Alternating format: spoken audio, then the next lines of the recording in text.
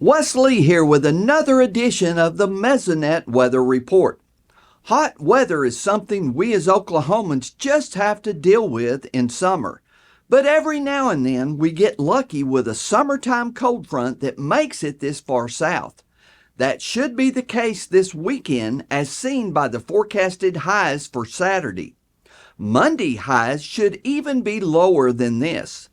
If we look at the summertime average highs since May for the state, you can see that we spent more time above the 15-year average, represented by the zero line, than we did below it. Plants have a certain temperature range that they are able to grow effectively. For cotton, that would be a range from 60 to 100 degrees Fahrenheit.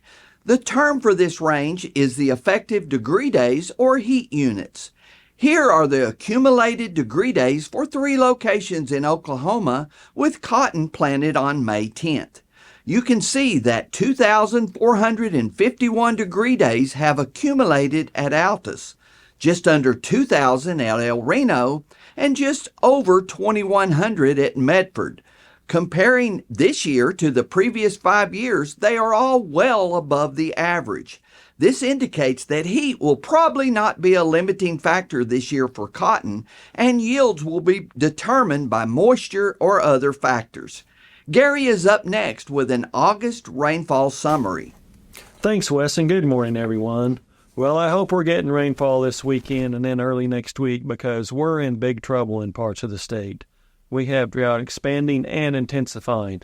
Let's get right to that new map. Well, as you can see, we have more of that D1, D2 drought, the moderate to severe drought, but also now across the southwestern quarter of the state, we have extreme drought. That's that red color.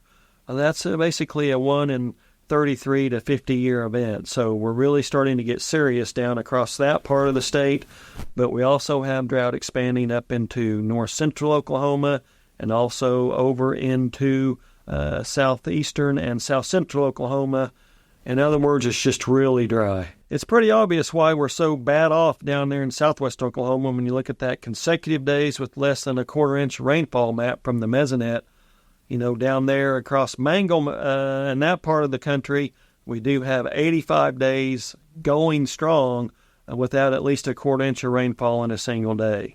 As we go over to the east of there, down into the Red River region, anywhere from 36 to 52 days, it varies, but that's just a long time without significant rainfall. We can take a look at what we've had for rainfall on the Mesonet since August started, and we can see right there along the Red River, all the way from over in the far southwest to the far southeast, just not a lot of rainfall in that blue area.